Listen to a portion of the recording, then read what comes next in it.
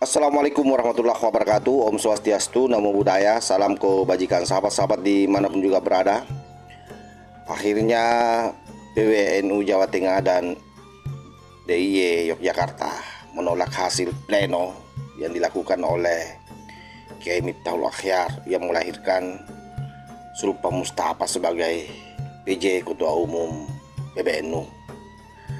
Saya kira ini hal yang menarik sahabat ya. Dan inilah yang kita sebenarnya tunggu-tunggu dari awal. Kita berharap sebenarnya secara serentak seluruh pimpinan-pimpinan wilayah seluruh Indonesia itu melakukan hal yang sama. Dan saya kira dengan pernyataan ini, sekalipun agak terlambat, ini saya sepakat. Dan sekali lagi, seharusnya seluruh pimpinan wilayah seluruh Indonesia melakukan hal yang sama. Artinya ada sikap secara organisatoris yang diambil. Jangan karena kemudian kita terpaut dengan sistem kaderisasi kita yang samina wa ta'na, lalu ketika ada masalah-masalah yang melibatkan orang-orang tua kita, lalu kita tidak berani mengkritik apa yang dilakukan oleh Roy Sam. Saya kira sah-sah saja kalau dikritik. Yang penting saya kira niatnya ya untuk perbaikan organisasi.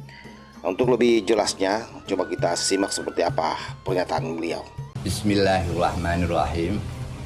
Pada hari ini, Kamis 11 Desember 2025 Masehi, bertepatan dengan 20 Jumadil Akhirah tahun 1447 Hijriah, bertempat di daerah istimewa Yogyakarta. Saya Rais Syuriah PWNU Jawa Tengah bersama Rais Syuriah PWNU Yogyakarta Romo Ki Haji Masud Masuki menyatakan, pertama, menyerukan kepada PBNU untuk islah sebagaimana dawuh masyayikh NU di Pelosok dan di Tebu Ireng demi kemaslahatan jamaah dan jamaiyah.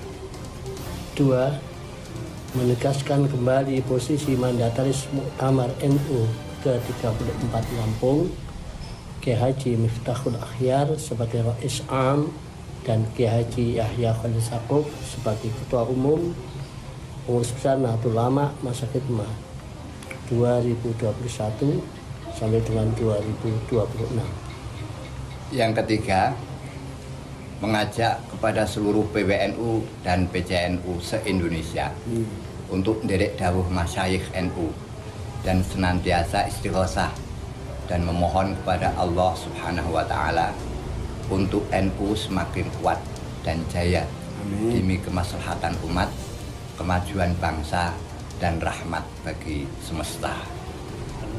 Demikian pernyataan ini kami sampaikan setelah menimbang berbagai keadaan dawuh masyayikh serta keadaan umat yang ada di grassroots Nahdlatul Ulama.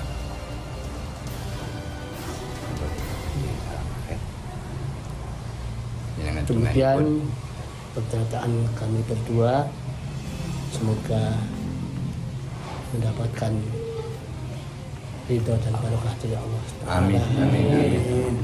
Allahumma fiq ila aqlatik. Assalamualaikum warahmatullahi wabarakatuh. Nah, coba dari awal sikap daripada pimpinan wilayah Nahdlatul Ulama seluruh Indonesia seperti ini pada saat ada bocoran risalah keluar. Ini kan menarik sebenarnya. Nah, itulah pentingnya sebenarnya memang orang-orang yang mengisi pimpinan di organisasi Nahdlatul Ulama harus memang yang melalui proses kaderisasi sehingga paham di mana posisi-posisi sebagai seorang organisatoris untuk bersikap. Yang kedua, dalam posisi sebagai pimpinan wilayah ataupun pimpinan cabang, memang harus seluruh embel-embel yang lain dilepaskan ketika itu sudah bicara soal sikap organisasi. Ada beberapa hal juga yang sepertinya memang menghalangi secara tidak langsung orang-orang bersikap ini semua. Pertama, saya kira juga keberadaan Menteri Agama, karena kita tahu secara tidak langsung Menteri Agama ini ada di kubu Roisam. Itu terlihat dengan hadirnya di acara pleno kemarin. Nah, sementara pimpinan-pimpinan cabang ataupun pimpinan-pimpinan wilayah Nahdlatul Ulama ini banyak orang-orang kemenak. Ya boleh jadi takut lagi kan. Takut dievaluasi. Karena kadang-kadang urusan laut itu dibawa ke darat kalau sudah bicara soal kepentingan. Itu juga yang jadi masalah. Jadi pada orang tua kita kadang-kadang bukan mungkin tidak bisa membedakan ya posisinya sebagai ketua atau pimpinan cabang di Nahdlatul Ulama, pimpinan wilayah di Nahdlatul Ulama.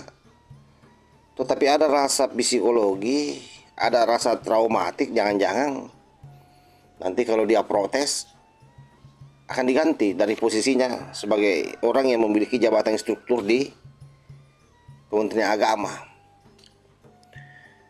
Sebab tidak bisa dipungkiri bahwa Pak Prof Nasaruddin Umar itu ada di gerbong Kiai Miftahul Ahyar.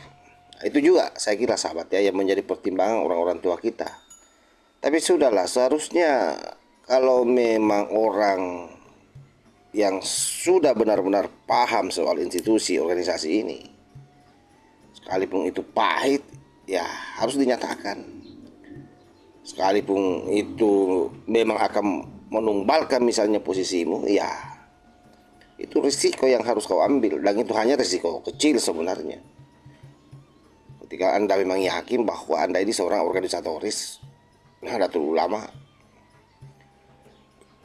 Nah, itu realitas yang ada. Nah, mudah-mudahan ke depan ini dengan adanya sikap daripada pengurus atau pimpinan wilayah Nahdlatul Ulama dari Jawa Tengah dengan Yogyakarta, ini bisa membuat pimpinan-pimpinan wilayah yang lain melakukan hal yang sama. Agar orang tua kita ini menyadari dirinya bahwa ternyata apa yang kita lakukan ini tidak ada yang ikuti karena ini adalah kesalahan. Saya kira begitu sahabat ya. Wallahul muwaffiq ila aqwamit thariq. Wassalamualaikum warahmatullahi wabarakatuh.